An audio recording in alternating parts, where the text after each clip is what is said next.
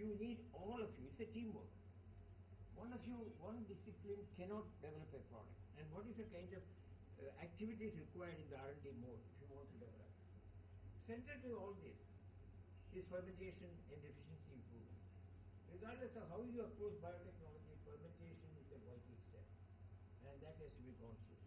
Strain improvement belongs to the discipline of microbiology. A continuous improvement in the strain. I set up India's largest penicillin plant, and I realized that when I got a state-of-the-art technology for making penicillin, if I wanted to survive in the global market and be competitive, every year I had to improve the yield by 5% minimum to stay where I am, not to be better than the competition. What does it mean? Either my strain has to be improved, my productivity has to be improved, my isolation has to be improved, my whole process has to be improved. This is where India has failed in the past.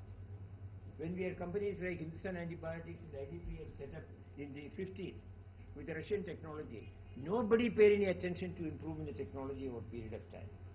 And we were caught because we could not compete with the rest of the world. Biotechnology drugs are discovered and developed at very high cost, I already mentioned, and over 10 years of multidisciplinary R&D efforts. I would now put it more like 15 to 16 years.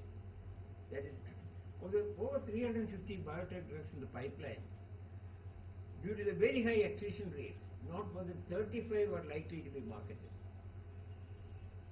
With an annual R&D expenditure of over 25 billion per year is the money that is being spent on biotechnology today, and not more than 10 drugs reaching the market.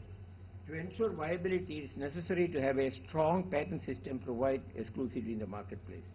When you are going to make that kind of investment, unless the investor gets a return, he is guaranteed a return for the investment he makes. Who will invest? That is the reality of the situation.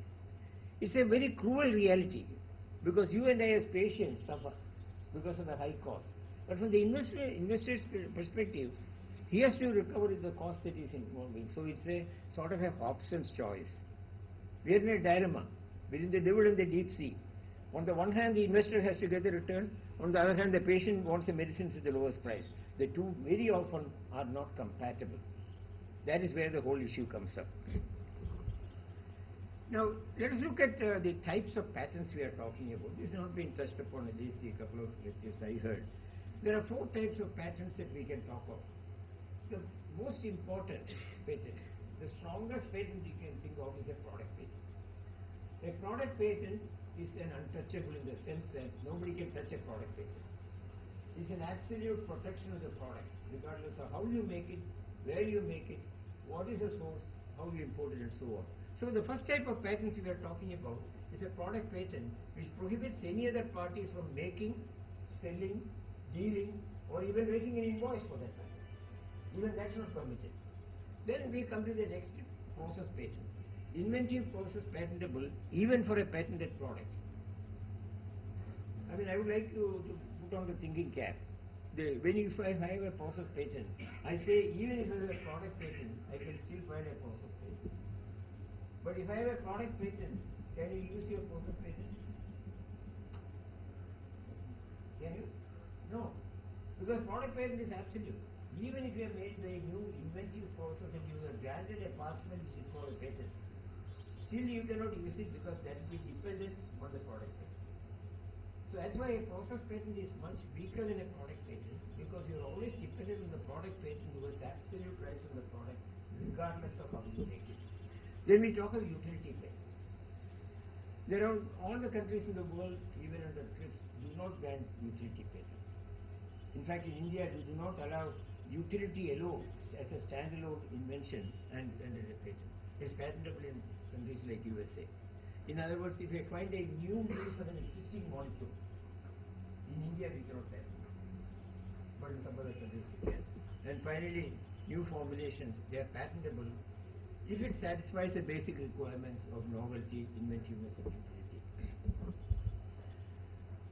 Now let's now come specifically to biotechnology patents. Biological material is a very curious definition here. Biological material is patentable if obtained by an essentially non-biological process. It sounds like a little dichotomy here, but the situation is, if it is patentable only if it is obtained in an essentially non-biological process. A non-biological process been defined as one where the hand of man has had a part. If it's purely biological, it's a hand of God. If the hand of man comes in, then it becomes something which man has contributed. That is what is called a biological process. A natural reproduction, delivery of a baby, is a biological process which is not patented. But Dolly the sheep was patented. That is also a progeny, developing a progeny from a sheep. Now, microorganisms, what is the, this already mentioned by one of the speakers here. First classical judgment on hand of man against the hand of God was the very famous US Supreme Court case on Diamond versus Chakravarti, where 4 plasmids were inserted into a Pseudomonas strain and not a recombinant DNA technology. This was before modern biotechnology came. In fact, a lot of people call this a biotechnology. But in 1980, when this case was filed, the modern recombinant technology was not known. In fact, only in 1980, Cohen and Boyer sat in a tea shop. Across a cup of tea, they discussed, can we think in terms of developing something from recombinant technology? That was the beginning of modern biotechnology. Not to talk of cheese and beer and wine and all that. That is several hundred years back. So modern biotechnology, I am referring to recombinant DNA technology. And at the time of Ananda Chakravarti, that did not, in 1980, that did not exist. But he developed a new Pseudomonas strain by a hybridization process, which was presumably useful for gobbling up oil spills. You know what happens when an oil tanker capsizes? The entire oil goes on the surface of the sea. Now when the oil layer is on the top, it's completely anaerobic underneath. You cannot have any oxygen under that oil spill. So it's one of the biggest calamities that can happen if something like a 5,000 ton oil is spread into the sea. It spreads because the surface tension spreads over miles and miles. And the entire aquatic life on it will die. So it was a landmark discovery at that time by a hybridized Pseudomonas strain which he developed, which had the capacity to gobble up. All that you need is to take the spores of the strain and spread it on the ocean, and that will gobble up all the oil spills and liberate the oxygen which is required for the aquatic life to survive. That was the discovery. Now what about animals? In 1987, in a case involving a polyploid oysters, the patent office ruled that non-human multicellular organisms, including animals, could be patented. In 1988, the Harvard OncoMouse was granted a patent by USPTO. That is also mentioned here. The Harvard OncoMouse was a genetic animal which was created as an animal test model. If you want to test an oncology drug today, how do I do? I need an animal which is cancer. I have to generate cancer in the animal, and cancer is a disease which progressively comes. It is not an acute cancer. So Harvard scientists found out by transfer of a gene which is responsible for a particular cancer, they could create the OncoMouse. That means every mouse that comes out of the breeding of the mouse will have cancer when it is born. And those animals are given to the labs to test for against oncology. Now the USPTO granted this patent. The Europe initially did not. Within Europe, the European countries, 4 countries did not grant it on. They said it is an animal ethics.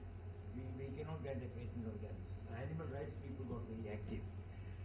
In any case, it was granted a patent by USPTO. After much debate, the European Patent Office granted a patent only in 1992.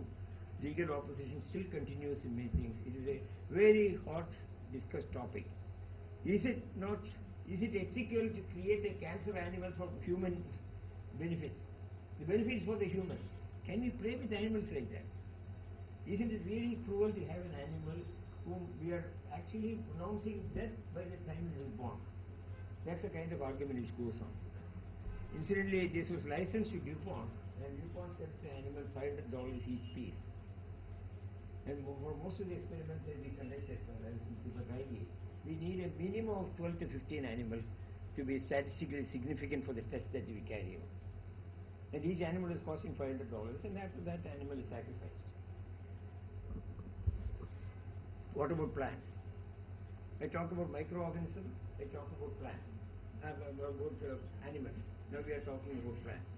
In October 85, in a case involving tryptophan overproducing mutant of corn, the PTO ruled ex parte that plants can be patented.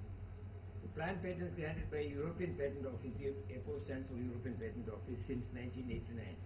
But in December 1995, EPO denied patents on herbicide-resistant plants per se to a Belgian company called Plant Genetic Systems and allowed claims only on the herbicide-resistant gene and the process use, but not on the plant. So the thing is, things are not black and white in the patenting field at all. They are very often grey. So patenting of biotechnology inventions, in principle, is no different from any other invention.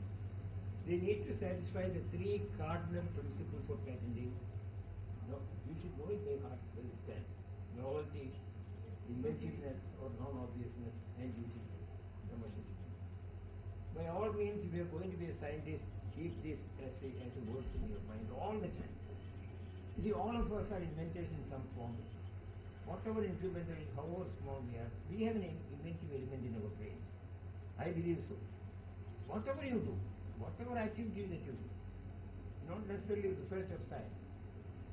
The thing is that if you want to think in terms of pattern, the moment you do something, ask three basic questions. What I have done, is it new? That means it is not published, it is not reported, it is not used, it is not available in the market. And you tick, not known. Novelty is satisfied. Second question that you ask, what I have done, is it something inventive? Is it something non-obvious, where another person of my own qualification would not have thought of it? That's called non-obviousness. Another synonym of non-obviousness is inventiveness. Yet another synonym is patentability. Ask the second question. And according to your judgment, based on the literature, comparison with the prior art, you say it is non-obvious. Nobody could have thought of it. Something unexpected I have created. You tick that. Second qualification satisfied. Then you see, is it commercially useful? If according to your judgment, not today, when the whole exercise is over, it is commercially useful, tick that. If you can tick these three, run to the patent agent with a lawyer, file a patent application.